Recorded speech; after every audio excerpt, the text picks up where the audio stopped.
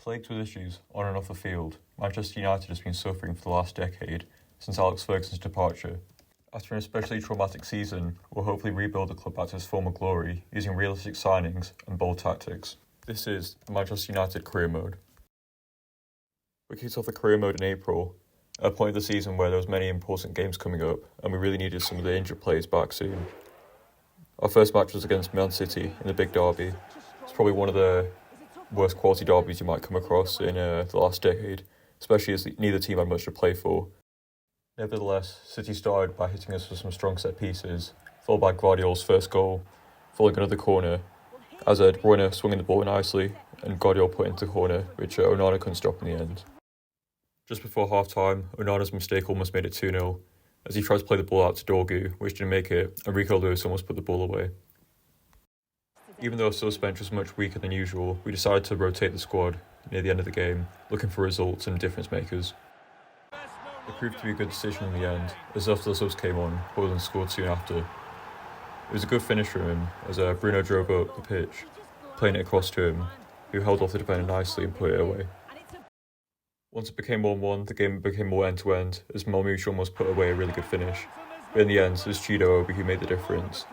Usually in some of these big derbies, United's one of those teams that the youth players can always make the difference, like Rashford did when he first came through. It was a really good run from Chido, as he beat the man and put the ball away like a very experienced player would. In a season where I think almost 5 or 6 teams had done the double over us, for the first time Amorim had put the double over Pep. The following morning, Amorim met with Jason Wilcox, one of the directors of the management team. He said to us, "Well done on the win against City. Beating Lyon will be crucial for fans and financially for us. And scouts will be keeping an eye on Ryan Cherky as a future target." Even though Europa was a priority, we had to rotate the squad a little bit, bringing Eriksen in and Maguire. At the start of the game, Lyon seemed to dominate the ball, keeping the ball around the box and just passing it, waiting for that opportunity. Once we had a chance to progress the ball, Alejandro Garnacho grabbed it and took the opportunity, running up with the ball like he likes to. In the end, though, the defender was just too strong. Lyon responded in suit soon after, as Tolisso played the ball through to Lacazette, who played it to the winger, but Euro claimed the ball nicely, playing it back to Onana. Surprisingly, it was our captain Bruno Fernandes that made the mistake, leading to a goal for Lyon, as he played the ball backwards and it was intercepted. Soon after, Mazraoui picked up a booking for a pretty bad challenge against a free kick. Just before half-time, Garnacho made a similar run as he did earlier on in the game, being his man and taking a bit of space, but he took the shot and it didn't go in. After Rasmus got an injury, Chido and Collier had to come on. It was that man Bruno Fernandes again, making up for his previous mistake earlier. The whole move started with Maguire, as he made a really good tackle and progressed with the ball, as there was some space in front of him. He played it through to Chido, who beat his man again like he did in the City game, and just drove through, playing it across this time to Fernandes, who made a tidy finish. In the end, it was enough to get a draw away, which was quite valuable going into the home leg. In the interim before the second leg, we came to Newcastle. Even in United's prime, we struggled to get 3 points at a place like this, but in this league, and in this season, we were just looking to get anything at this point. The game started okay as we just rotated the ball around nicely. Especially in the 3 at the back formation, there's a lot of room to just keep the ball and not have to rush the play. Garnacho was quite useful in this sort of left wing position. We decided to rotate Dorgu and Garnacho so he would hug the sidelines more. It's a good chance from Xerxes there, but he unfortunately missed it. I think Xerxes is one of those players that it's hard to tell if he can play as a striker, but the fact that he's so good on the ball, I think it's a really important thing to have in the Prem. I think when you compare him to some strikers possibly like Osimhen, or in the past maybe players like Timo Werner, they were fast and they had good shots, but they weren't necessarily good at keeping the ball. So I think that's one thing that if you're Amorim, you're sort of thinking about how you can rebuild a team and sort of improve United. A lot of leagues have different aspects that make players good. I do like Osimhen, but I think when I've seen him play, he doesn't look that good on progressing the ball himself, but maybe I'm wrong about that, it's just my opinion. But yeah, as you can see here, Xerxes played well here, just proving the point that I was saying, took the ball, played it back. Unfortunately, Fernandes couldn't get the finish there. I'd say the value in this formation that Amorim has is that it has a lot of width, and it also always forms triangles between the players. So between the wing backs and the cams, you've always got passing options. But the flip side of that is that because you've committed more players up the pitch, I think you really need some defenders, like 3 defenders, that can really be fast and pacey and also really good in 1v1s. I think there's that game against Southampton where, although Euro has a lot of potential, he seemed to struggle a lot to win all his duels, and every time he'd lose a duel, it essentially just became an immediate chance. I guess here's a good example of that sort of idea. If you can't play with the ball, if you can't tackle players, losing it in this situation with the kind of numbers you have at the back, you will concede basically immediately. That's not to say this formation isn't necessarily like the most risky one. It just depends how you play it. And I think Amorim, he seems like the sort of guy that he'll want to play it in an aggressive way. Saving plays for the second leg, we decided to rotate some of our squad out for the second half. We just thought it'd be more wise, even though we're probably not going to win this game. Might as well give some of the younger players a chance to play, so same with Cheeto. I do think he's a player that we should give more minutes to in real life. I did see him play against Wolves, and I thought he was quite good on the ball. He doesn't seem to struggle against defenders compared to Højlund. Even though they're not sort of necessarily like different in terms of ages, Højlund just seems to, even though he's older, he seems to struggle a little bit more playing with his back to goal sometimes. He does that like he's a big guy, he can win his duels, but he just seems to sometimes focus a bit too much on beating the man instead of actually progressing the ball. I guess, Isak, who just scored here, he's a very good example of a striker and what they should be doing. Sometimes you want to play with your back to goal, play the ball back, just rotate it, recycle the ball, keep it in possession, but at the same time, if you see him in Prem highlights, sometimes he will just run past the man and just put the ball away in the goal. He's not going to be too fussed about who's around him or who's marking him. I think if you're going to be a good striker, you have to really think more about how you're going to get a goal instead of how you're going to beat the man. Especially when you think about other players like Suarez and some of the best strikers, you can tell their body language is always about just finding the goal, basically. I think there's some decent play out from here. Don't know how I think it was Fernandes fell over there, but almost conceded again from that mistake. As you can see, we didn't concede our warnings there. There's another finish from, I believe it's Javi Sanchez, and it was 4-0 in the end. We lost quite embarrassingly, similar to real life.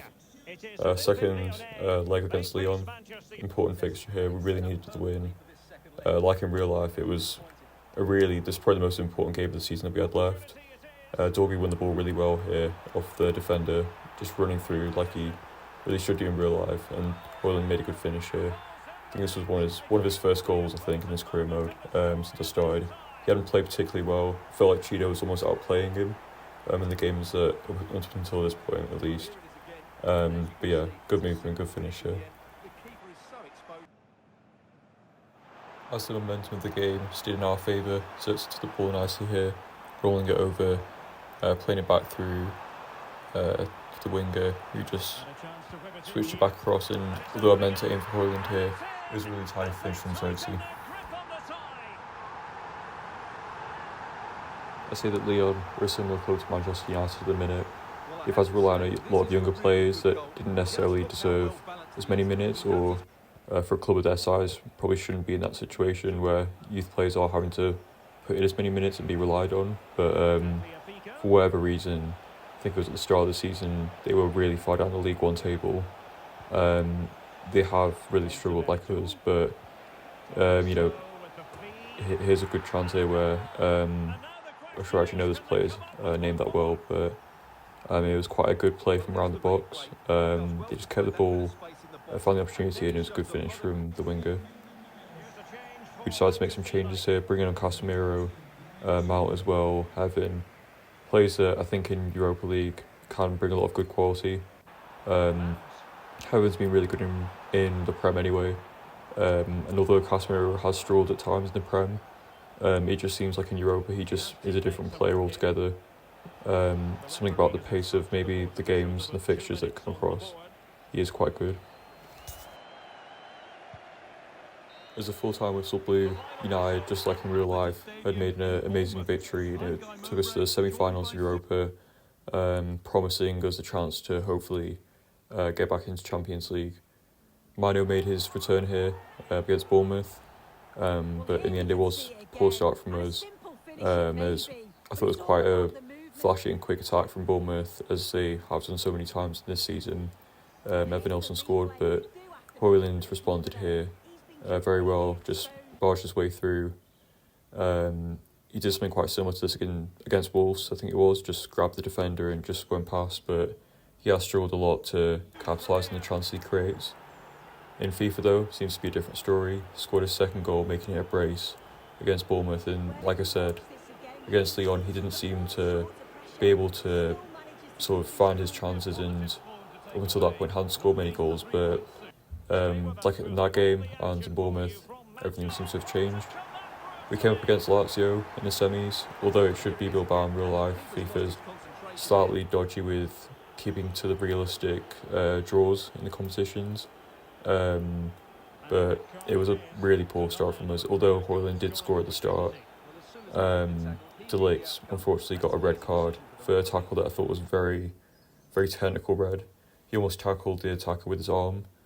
Didn't even really knock him over properly, but technically it was last man by a millimetre, so he was off, and as you can expect, it would be a huge change for us, losing our central centre back, who dictates a lot of the play. We really seem to struggle from here, and it was just constant attacks from the wingers, who obviously could have just played it across the box to get some easy shots, but in the end we managed to hold out a 1-0 lead to win at home.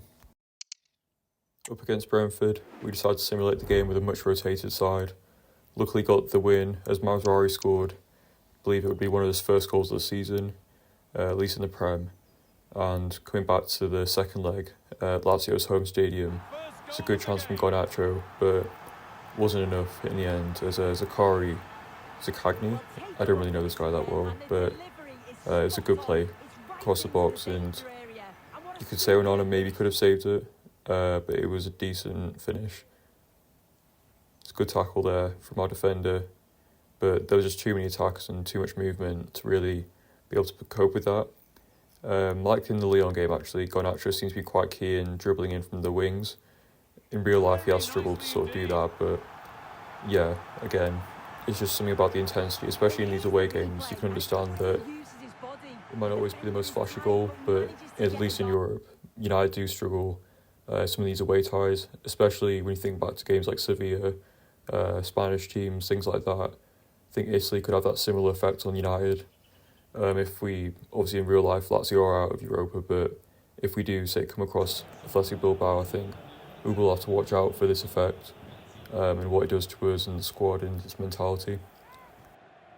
After making some changes, we hoped to turn things around, but unfortunately it went the opposite way, as after committing more attackers forward, we were just left to lose at the back, and it was a 3-1 win overall in aggregate in the end for Lazio, and we were out of Europa.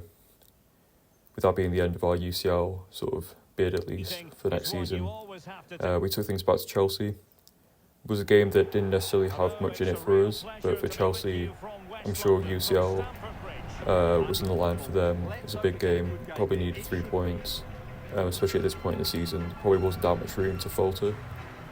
So I guess for us, we could have redemption at least. Possibly also against this guy, Jadon Sancho, who we let out on loan early in the season. He hasn't had the greatest season, to be honest, unlike Rashford and Antony, who were at Villa and Real Betis. But at the minute, it's still not clear if Chelsea might sign him or not.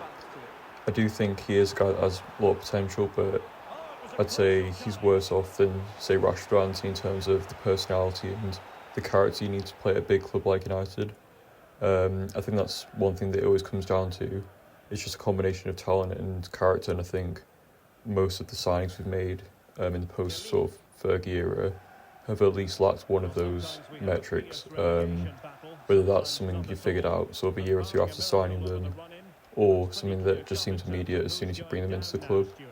And of course, when you look back, not to make this video some sort of post-mortem for Man United in the past decade, but I think it is all about the fees as well, especially with the Glazer, sort of the way they run things, compared to Ineos and Ratcliffe's sort of method of doing things. It seems like just paying north of 40 to 60 million for any sort of player just doesn't really make any sense. I think especially in that I think it was around 2018 where there was just loads of players going for crazy fees. Just a throwback to that time, I think it made it apparent that there aren't actually that many players that are worth that value. Um, at any point in sort of football, there's probably only 4 or 5 players that should be going for more than maybe 100 million or so. And otherwise, I think if you're a club that wants to sort of dominate and do well, you're better off spreading your transfers out over smaller fees across players that are perhaps more underrated and can grow into a footballer that can really suit your team on their own.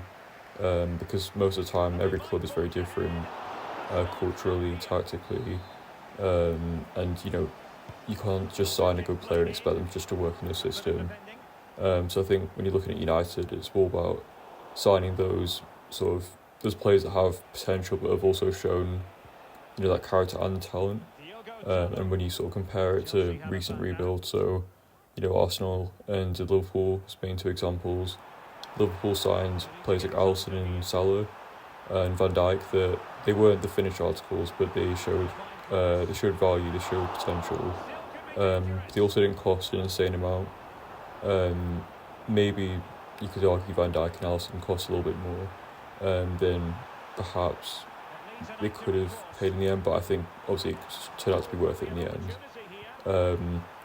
And the Arsenal have been slightly similar, few underrated pickups, but in fairness, some of their pickups have been slightly overpriced, you could argue, but time will tell for them.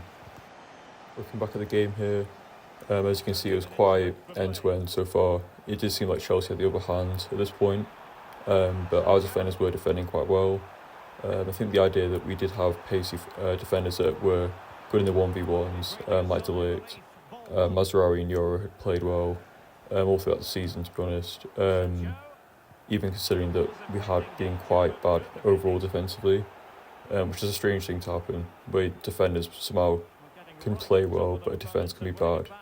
I think that's just represents our season. Just a lot of things going on that doesn't really make sense. And although we defended well in this game, for some reason Hoslu ended up with Chelsea in this career mode, and it was a really good finish in fairness. Just top right bins, and we took that as a sign to make a few changes as well. Taking off Torgu and a few other players and deciding to just give some other players a chance to make a bit of an impact and see if we can turn things around here. Not that it was particularly like a huge game for us that we really had to win. It was more about, for the rest of the season, just giving players opportunities to prove that they should be here next year. Because at this point, I don't think it's apparent how many players will be needed. Especially, you hear reports sort of suggest that we're going to gut the team. Those can be like 8 or 9 sales. I don't think anything like that needs to be done.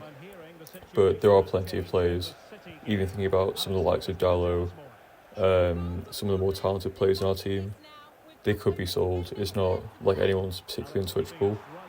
I would personally say there's a few players like Bruno, Ahmad, De Ligt that sort of form a spine of the team.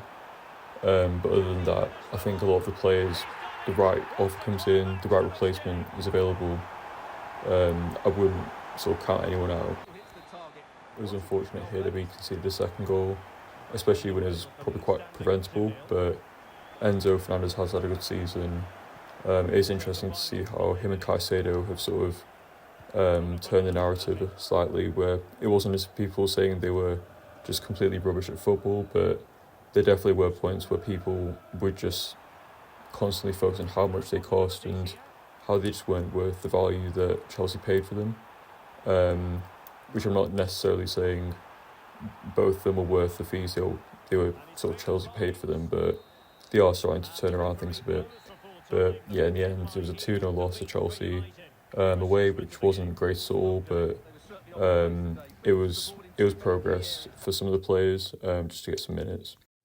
The silver lining here was after the game we found 2 good players in the youth academy, Geston and Romero, who could play full-back and centre-back respectively.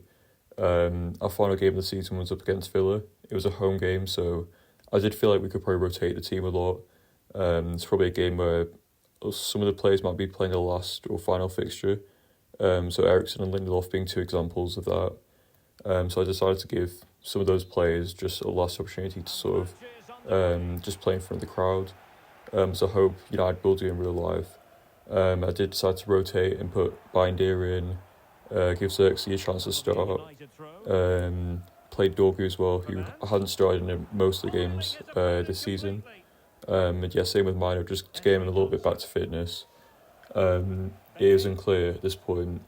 There will be, like I was saying with Dalla, there's going to be a lot of players that their role needs to be established, between now and the end of the summer. It's not clear if they will be starters, and if they're not starters, will they want to leave?